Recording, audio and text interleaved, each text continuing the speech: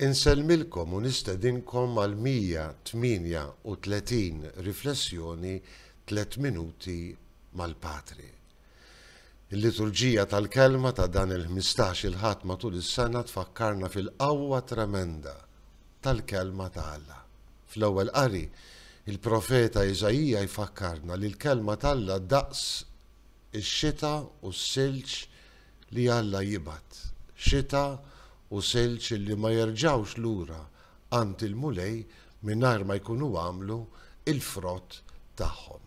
U propju f'dan l-isfond sejrin nisimgħu il-parabola fil-Vanġelu tal-bidwi li ħareġ jiżra. Min jaf kemm il-darba smajnija.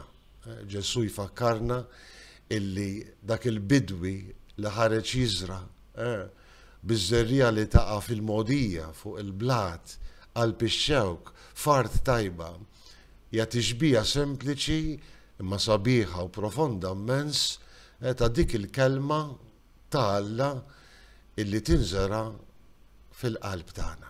U Ġesu jispjega id-diversi atteġġamenti li jista' jkollna meta aħna nisimgħu il-kelma. Meta ma nifhmuhiex daqs li kieku jiġi x-xitan u jisraqa mill-qalb tagħna.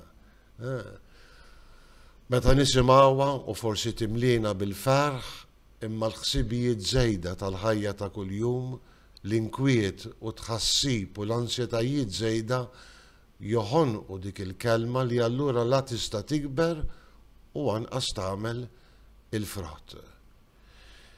Imma il-kelma li taqa' fuq art tajba. Il-kelma milquha bil-ferħ, il-kelma mifhuma, il-kelma li mbagħad bil-qawwa tal-Ispirtu tal-Alla aħna nippruvaw ngħixu. Hija kelma li tagħmel frott minn 30, minn 60 u minn 100. Skont iż-żelu li jkollna li nisimgħu u ngħixu l-kelma daqshekk ieħor ifakkarna Ġesu ikun abbundanti il-frott li aħna nistgħu nagħmlu fil-ħajja tagħna. Natfinna qalbna mulej biex mhux biss nisimgħu il-kelma, mhux biss nilqawha bil-ferħ, imma nifhmuha u nħalluha iddawwal il-ħajja ta' kuljum tagħna.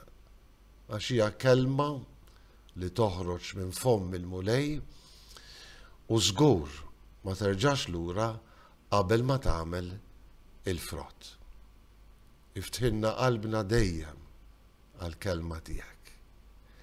Nselmilkom u l-mulej jagħtikom is-sliem tiegħu.